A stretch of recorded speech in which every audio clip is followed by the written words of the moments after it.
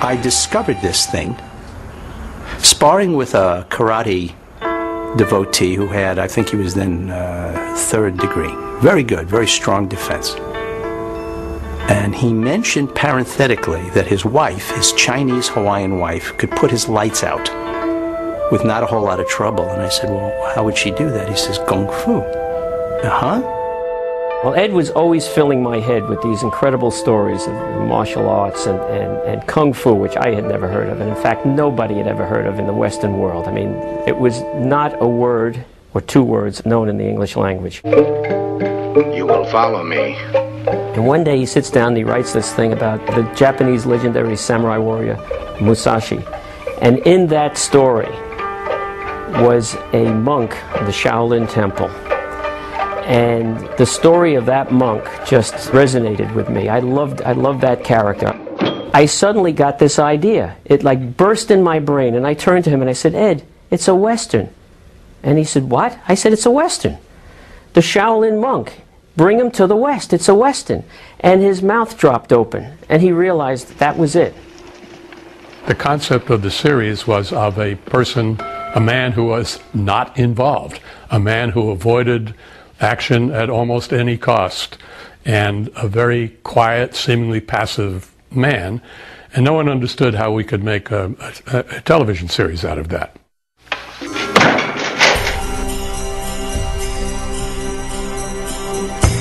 I was sitting in my office one day, and as studio executives do, I had a rather large office. It was just after lunch, and I was doing something studiously at my desk, and I heard my secretary say, you can't just walk in there.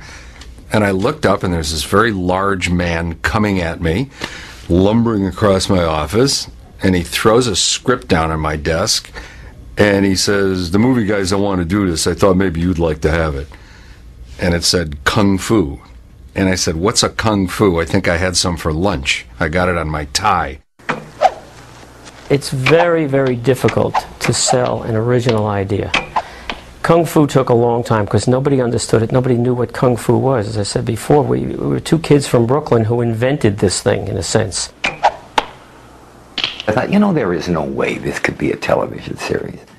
Half Chinese guy and, stuff back in the temple and all that. And a Western where the guy doesn't ride a horse, and doesn't use a gun. But it's a great show. Please go home. There was a mixture of things involved about this time. People were interested in Zen. No, you may stay. There was a sense of spirituality about things having to do with the Orient, with Asia, and martial arts fit into that. It was obvious from the first reading of the show that this was something pretty special, and that it had never been done before. All the people who were involved in it, they really knew that this was something risky. It had never been done in the television landscape before. Jerry and Tom Caine, who was then president of Warner Brothers Television, asked me if I would join them in going back to New York to meet Martin Starger, who was the president of ABC, to pitch the series to him. He said, well, I don't understand how this works. And I thought, oh, that's the end of that. But he then continued and said, but you guys seem to, so let's go ahead. And we did. It was not a show for NBC. It was not a show for CBS. But at ABC, there was a guy named Barry Diller. And my boss, Jerry Leiter, and I both knew him a little bit and thought, here's a young hotshot who's going to look at this material and say, this is something different. And we guessed right. And Barry got real interested in it. And it took a while because for any network to go with a show that didn't star an American white guy at that time was pretty bizarre.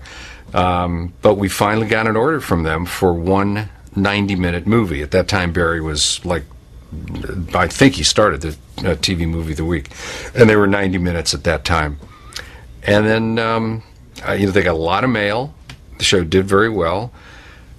We figured they were going to order a series, and instead, in their conservative way, I think they ordered either one or two more 90-minute movies. So we just sort of had to keep proving ourselves with this damn thing until they finally ordered 13 episodes, and then it went on for another couple of years.